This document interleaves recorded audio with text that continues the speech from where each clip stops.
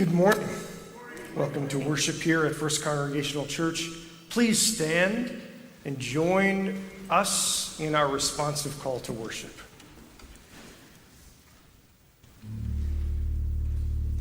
From north to south, from east to west, we're here for God. God's here for us. Longtime member or welcomed guest, we're here for God. God's here for us. And in the midst of political throng,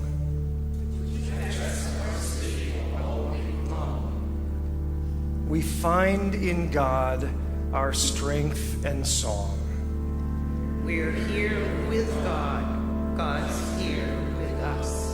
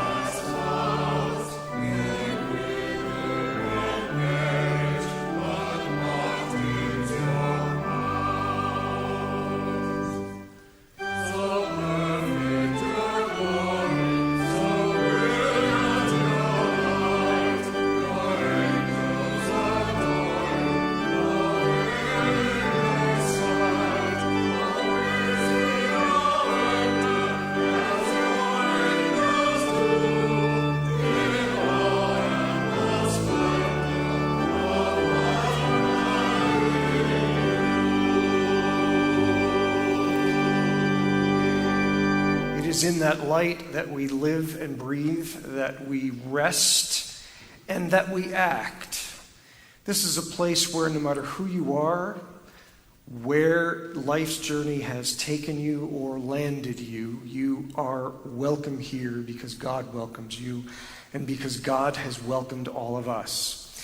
And so, leaning into that light, we are going to extend that welcome to each other now. Please do that.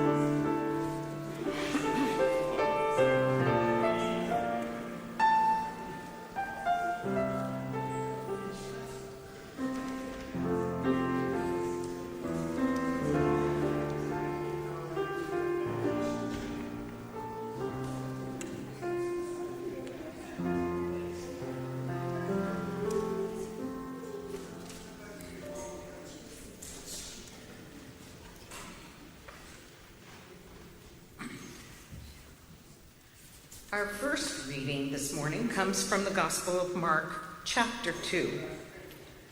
Now, John's disciples and the Pharisees were fasting. Some people came and asked Jesus, "How is it that John's disciples and the disciples of the Pharisees are fasting, but yours are not?" Jesus answered, "How can the guests of the bridegroom fast while he is with them? They cannot, so long as they have him with them. But the time will come when the bridegroom will be taken from them, and on that day they will fast. No one sews a patch of unshrunk cloth on an old garment. Otherwise, the new piece will pull away from the old, making the tear worse. And no one pours new wine into an old wineskin. Otherwise, the wines will burst the skins, and both the wine and the wineskins will be ruined. No, they pour new wine into the new wineskins, and both are preserved." And from the Old Testament book of the Kings, chapter 2, now Adijah went to Bethesda, Solomon's mother, and Now Adijah went to Bathsheba, Solomon's mother, and Bathsheba asked him, "Do you come peacefully?" He answered, "Yes, peacefully." Then he added, "I have something to say to you. As you know, the kingdom was mine. All Israel looked to me as their king. But things have changed, and the kingdom has gone to my brother, for this change has come from the Lord." Finally, a thought on today's theme by British Shakespearean actor Stephen Fry. Wine can be a better teacher than ink, and banter is often better than books. Here end the readings for this morning.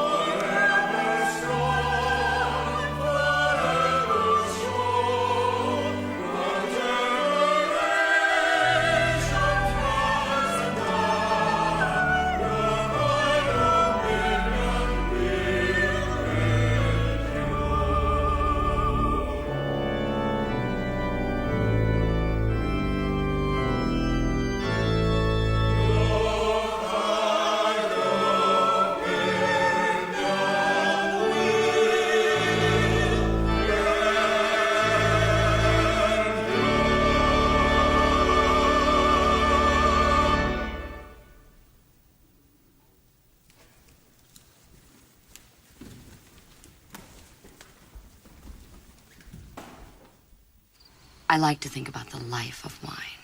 Yeah. How it's a living thing. I like to think about what was going on the year the grapes were growing. How the sun was shining. If it rained. I like to think about all the people who tended and picked the grapes. And if it's an old wine, how many of them must be dead by now? I like how wine continues to evolve. Like if I opened a bottle of wine today, it would taste different than if I'd opened it on any other day. Because a bottle of wine is actually alive. And it's constantly evolving and gaining complexity. That is until it peaks. Like you're 61. And then it begins its steady, inevitable decline. And it tastes so good.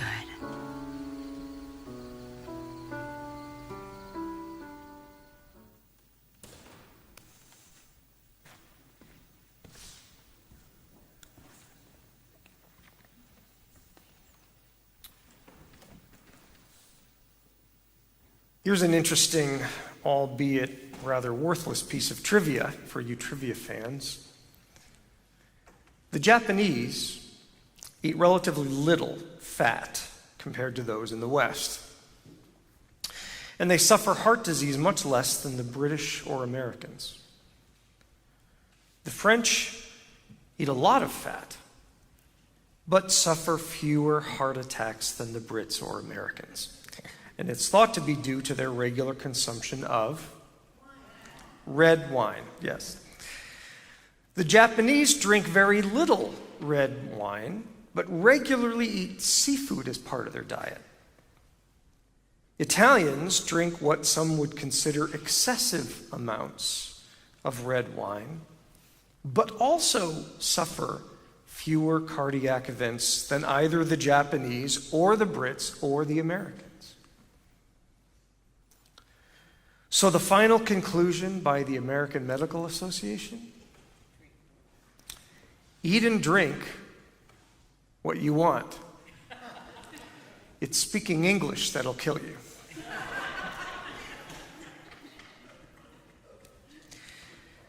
We are wrapping up our series today on wine as a metaphor of the Christian and spiritual life by taking a look at how wine is contained and then aged.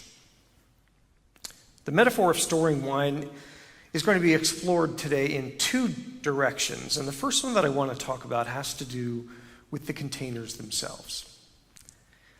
Today, in this day and age, wine is stored in oak barrels and steel casks.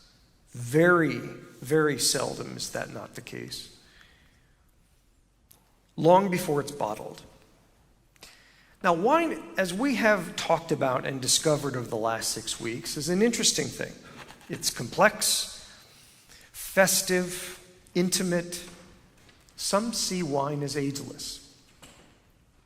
In the video clip that we just saw, Virginia Madsen talks about how wine is a living thing, continuing to evolve, constantly changing and gaining complexity. And that is very true. Much, if not the majority, of that evolving happens while the wine is stored in those barrels or those casks. It's there that wine ages, where it grows in value and intensity and strength and depth over time. And as it matures, it needs to be able to expand. Like physically in volume, expand, to take on more space and be given more latitude and liberty. And as wine ages, it becomes richer, more complex and layered, and ultimately more valuable and more enjoyable on the palate. I've gone to many wine tastings, but I've gone to a handful of wine barrel tastings. Very different experience. Not everyone is up for it, believe me. And one thing that sticks out about all else is that those wines, while they are still in the early stages of the barrel, are simply not ready to drink at all. They taste terrible. And it's going to take time and a painfully consistent environment and nurturing care by the winemaker to bring that wine to maturity and coax out of it the best that it can be. And by doing so, making it ready to drink. Now, while wine is stored and aged in oak barrels or steel casks, today, in biblical times such as the days of Jesus, newly produced wine was kept and aged in leather wineskins, usually made from goat skin, before being put into small bottles, which are smaller than the bottles that we use today, by the way. And the winemakers of those times knew that they would need to periodically change out those wineskins as they became old and started to toughen up, dry out, crack, and put the wine in them into different wineskins to allow for the continual expanding of the wine as it aged because of the fermentation process. If they didn't do this, the skins would eventually dry and the wine would burst out from the inside. And just like Jesus said in that passage, both the wine and its container would be ruined and lost. The wineskin needed to allow for the changing nature of the wine, or it was going to fail. So the wineskin itself had to be changed from time to time. When Jesus used this analogy, he was referencing the religious traditions that were being observed in that day, immediately before he launched into this analogy about the wineskins. They were asking him about fasting. They were asking him about other rituals. Why are these followers doing this, but yours aren't? And those religious traditions that were being observed, they were supposedly being done in order to keep Israel grounded in their spiritual life. But in reality, the purpose many of those traditions were actually serving was to keep the Pharisees in power and in business. And Jesus knew that. The story that we heard in the book of Mark is repeated in the Gospel of Matthew, but Matthew prefaces it with a context that shows what was on Jesus' mind when talking about the wineskins. He said this: as Jesus went on from there, he saw a man named Matthew sitting in the tax collector's booth. "Follow me," he told him, and Matthew got up and did. While Jesus was having dinner later that night at Matthew's house, many tax collectors and sinners came and ate with them. But when the Pharisees saw this, they asked his disciples, "Why does your teacher eat with people like that?" And on hearing this, Jesus said, "It isn't the healthy who need a doctor." And I'm going to add my own little license of twist here. It isn't those that perceive themselves to be healthy that will go looking for a doctor, but the sick. I haven't come to call the righteous, but sinners. He then continued with the story about the wineskins, and then says, "I'm not adapting what I came to offer for those who think they have no need of it, but for those who do." In other words, he wasn't there to make feel comfortable those who were foolishly comfortable with themselves, but those who weren't. And then in the same passage, he addresses another religious tradition, fasting. We heard that in the reading. And basically says, there is a time for one tradition, and there's a time for another, for a different one. And there are times when our traditions serve a purpose, and other times when they do not. And we have to do something about that. We are wise to know when is when, and acknowledge the difference, and make decisions about our spiritual practices accordingly. The wise person, the wise spiritual leader or person in a faith community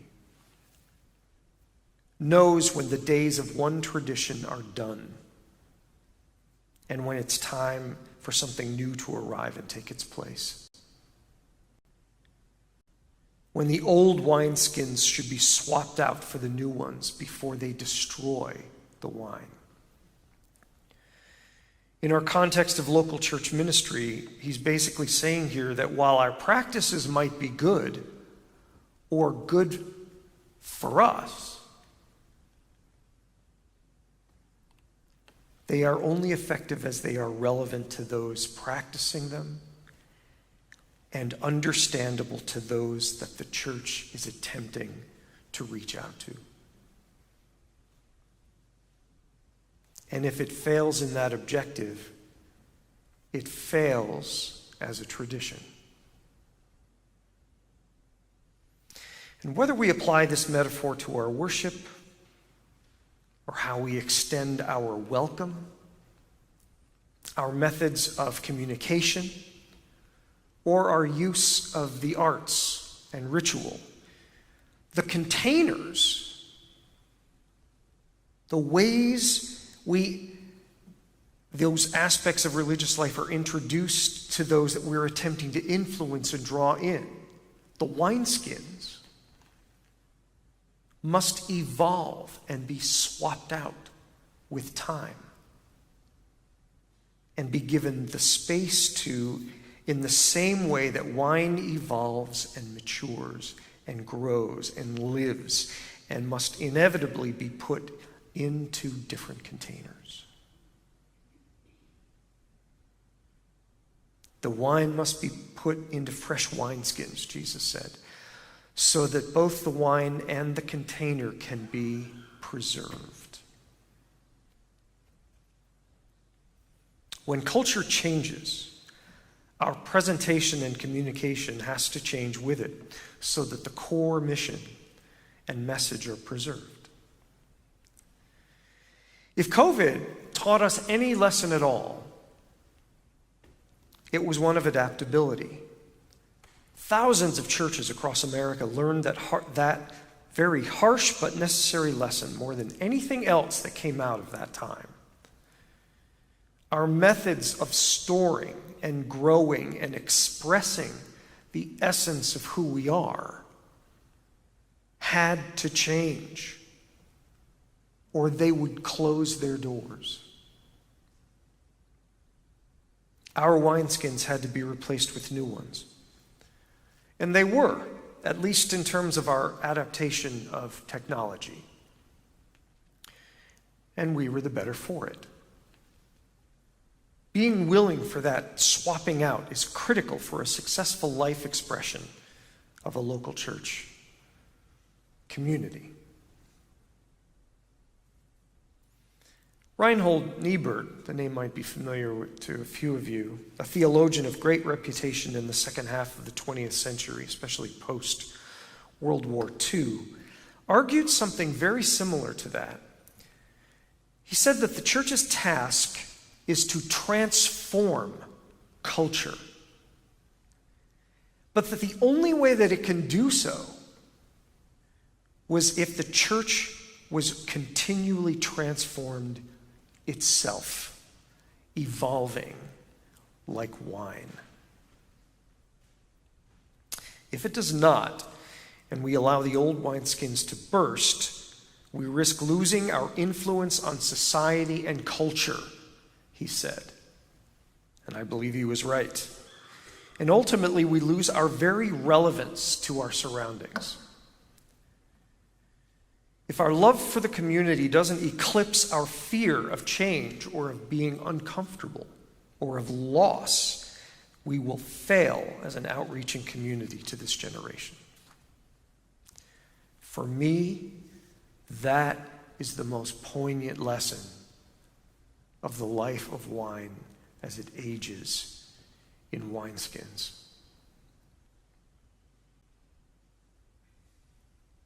We risk losing both our message and the opportunity to present it if they are not changed out, and thus losing those to whom we are called to take it to reach out to.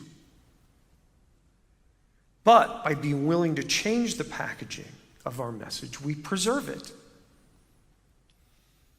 instead of threatening its viability. And we are empowering and positioning both those to whom we want to minister and those leaders that we want to emerge to do that work, to be part of something vital and thriving and life-giving.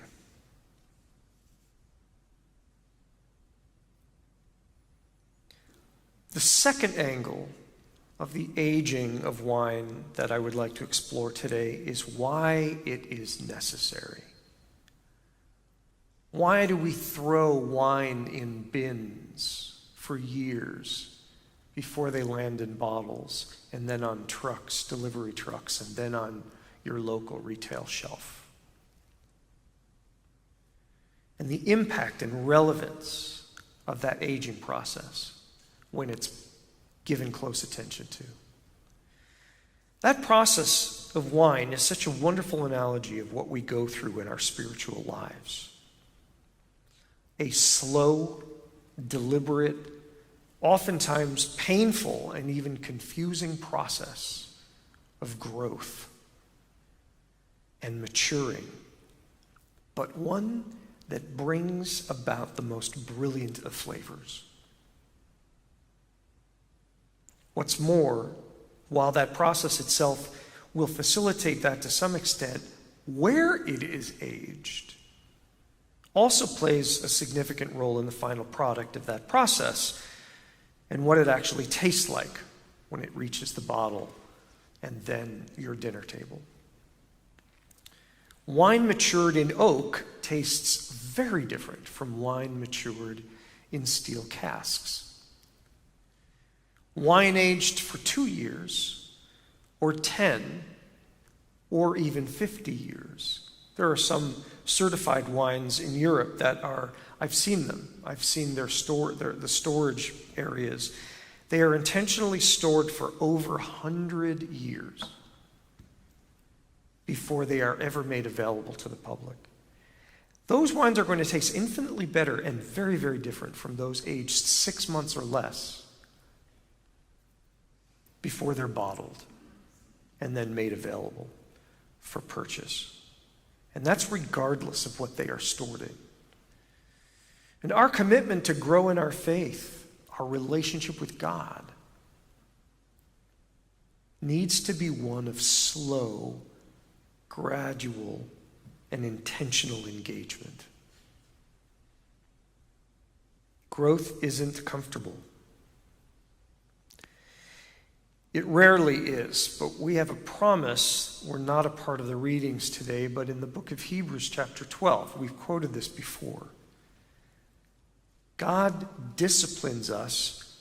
A very similar word from the same root was in John chapter 15 when Jesus said in the passage we opened with this series, I am the vine, God is the vine dresser.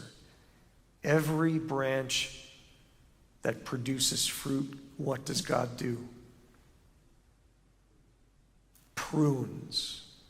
God prunes the fruitful branches so that they will produce more fruit. The same root word is in this word. God disciplines us for our good. God offers restrictions. God offers moments that are uncomfortable so that we might share in God's holiness. No discipline seems pleasant at the time. The writer goes on, but painful. But later on, however, it produces the flavorful harvest of righteousness and peace for those that have submitted themselves to its training. And that is a slow process, not a quick one. What's more, how wine matures depends on how it chemically reacts to its container. Which is why we talked about this last week in the class. Heavy Chardonnays that are aged in oak are often going to pull in the flavor of the toastiness when they scorched the inside of that barrel, which is intentionally done so that it helps pull out the essence of the wood when the wine is in it. That chemical reaction, that interaction of substances, impacts the flavor and the quality of the wine. It can soften and deepen its flavor, or it can cause it to be bitter or lose its flavor altogether, or if it hasn't been properly sealed, cause it to inevitably begin the process of turning to vinegar. And our lives reflect the same dynamic. It kind of reminds me of when Jesus said in the Gospel of Matthew, "You are the salt of the earth, but if the salt loses its saltiness, how can it regain that trait? It is no longer good for anything." The aging process of wine presents growing pains, and those growing pains of life as a metaphor offer us the opportunity to be either enhanced by them and grow in wisdom and compassion, or to become disillusioned and lose faith in God and in ourselves and in humanity. In essence, to simplify it, we have the chance from the things that happen in our lives to become better or bitter. And much of that outcome will be determined by our response, our reaction to those times while we are still in them. Will we grow in depth, or will we grow in anger? Are we determined to shine, to be a flavorful additive to the community and to society? Or will the painful times of our lives cause us to resort to bitterness, resentment, and a cynical and even perhaps suspicious attitude toward what life and others have to offer us?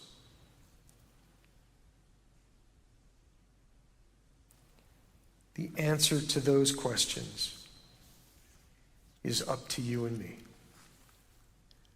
Will we grow where we are?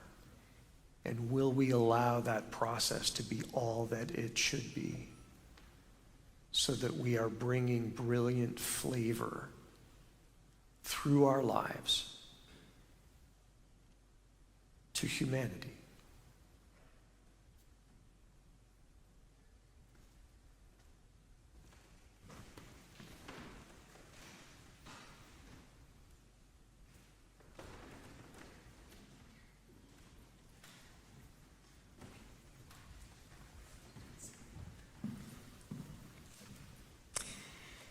So it's interesting that Pastor Derek just spoke about COVID.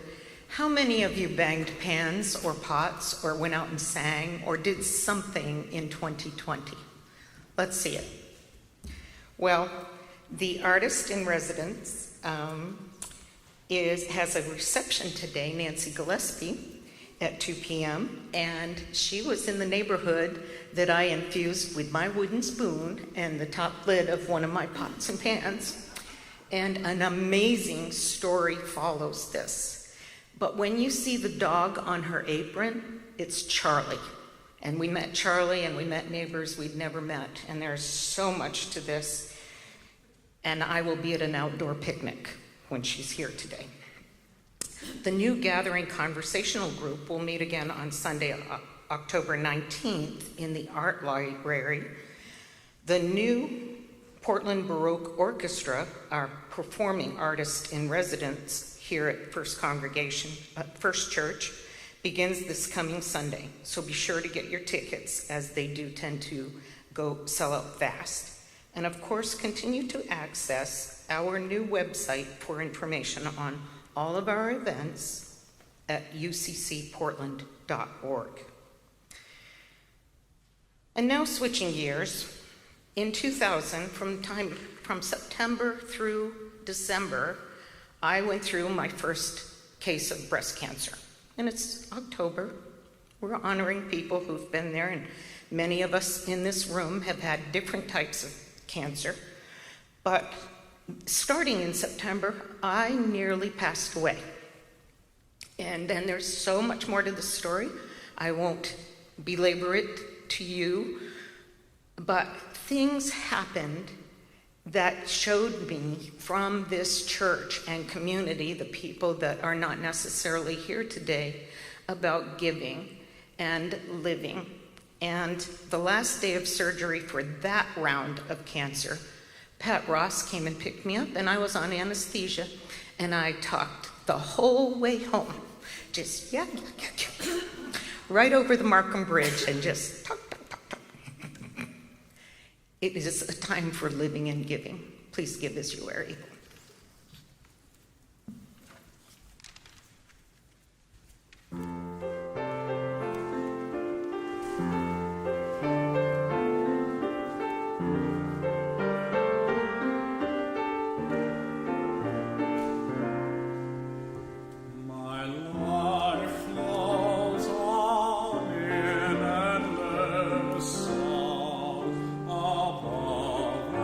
Slam and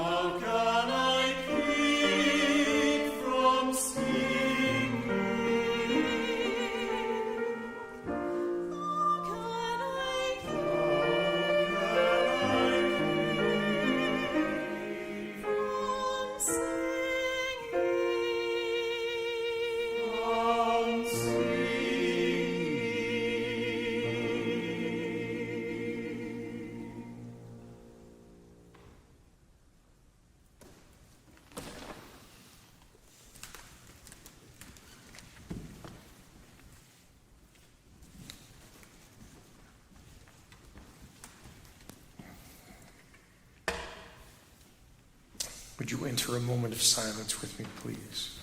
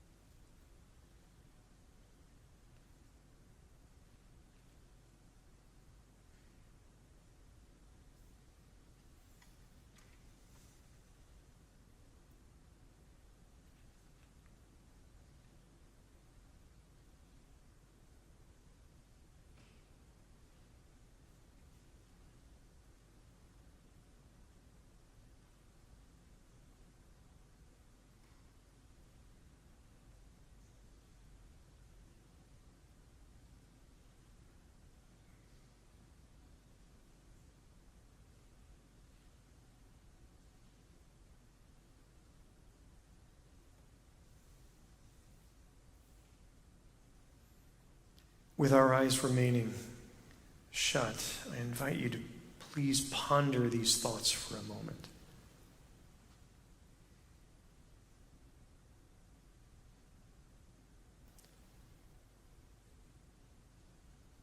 There's a lot happening around us today and this week and this year.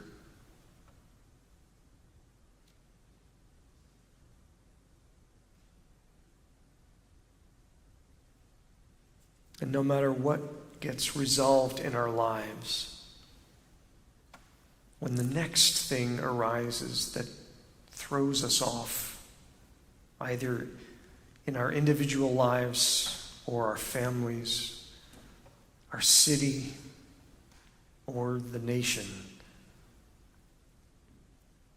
the moment that happens for most of us, it feels like all the progress we made alleviating our anxieties seems to be thrown out the window. And the fretful journey to peace begins again.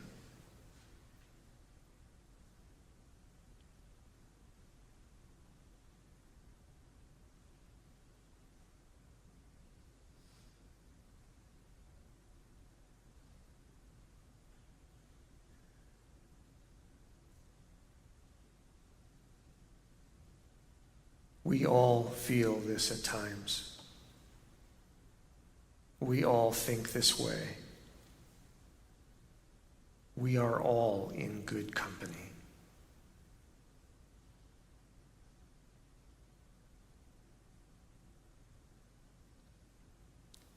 We are also in the company of the Spirit who knows how to hold and measure, relieve, or make tolerable all the challenges that are put before us.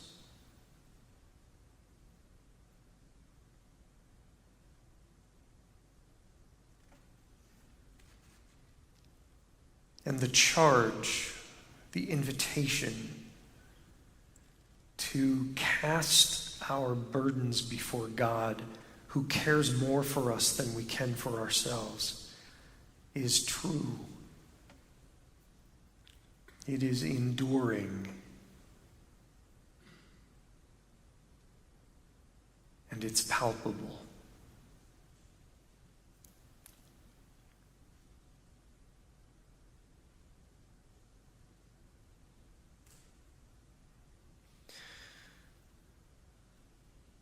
So we lean to that, into that this morning.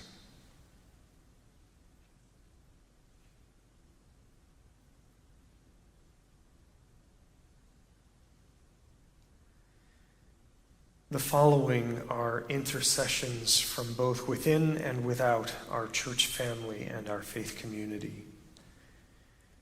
And as we offer them up one by one, I invite you to engage them by following each with saying, Hear us, O God.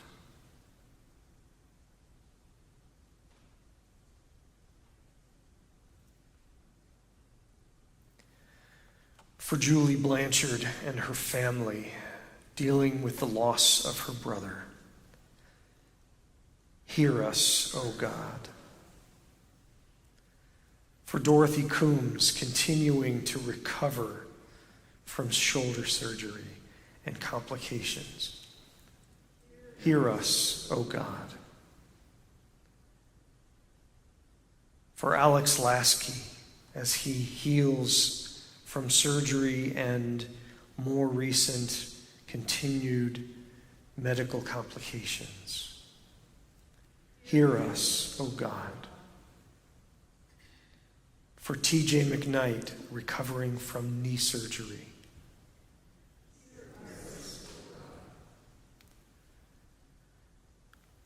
for Clyde Ferguson and Katie Blackley as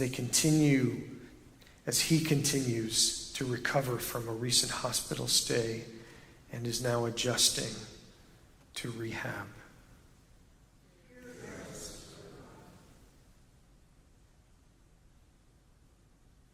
For our church leadership, weighed down with the challenges that we face here in our community.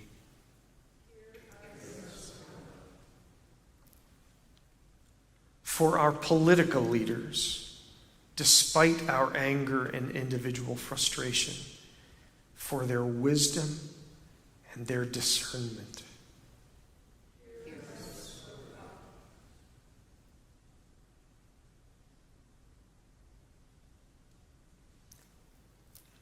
For our city and our state, for continued determination to do what is right for its people and its citizens. For our nation in all of its various plights and upheavals.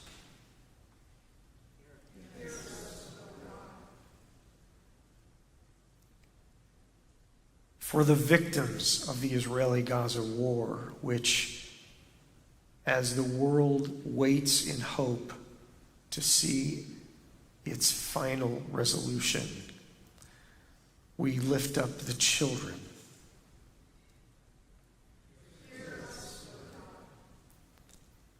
We pray for separated families.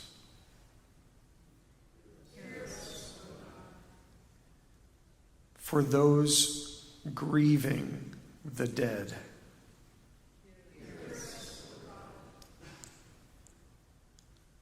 For the rebuilding of such a devastated region and the eventual return of its people.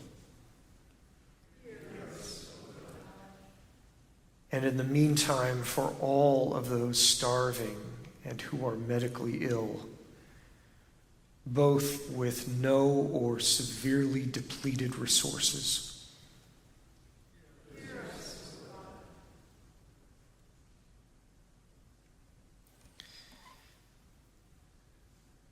And now we pay attention to what is in our own hearts. Hearts that are intermittently filled with joy and sadness, peace and tumult, confidence and insecurity, love and anger. We name and cast up to you the burdens we walked into here today in your hearing now.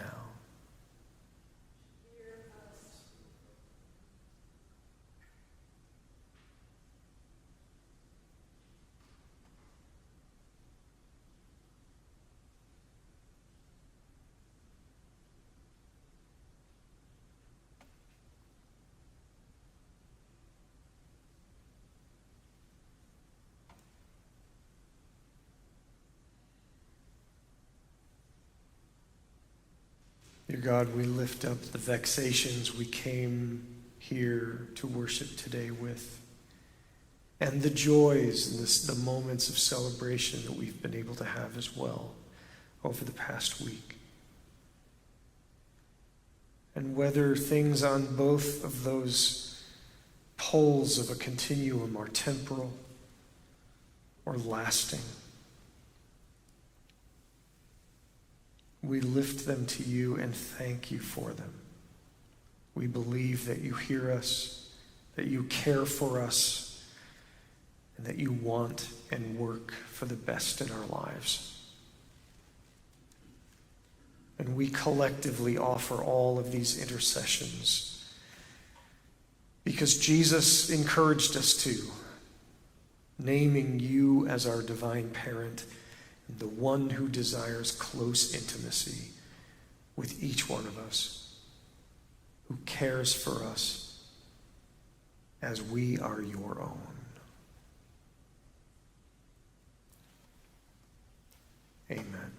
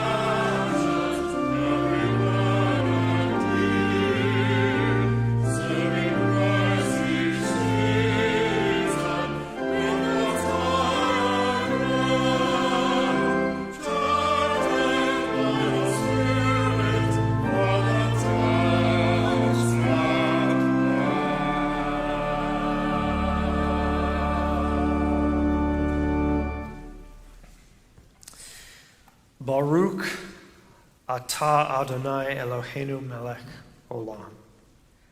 Bore pri hagafen. Blessed are you, eternal one, our God, ruler of the universe, creator of the fruit of the vine. Go in peace.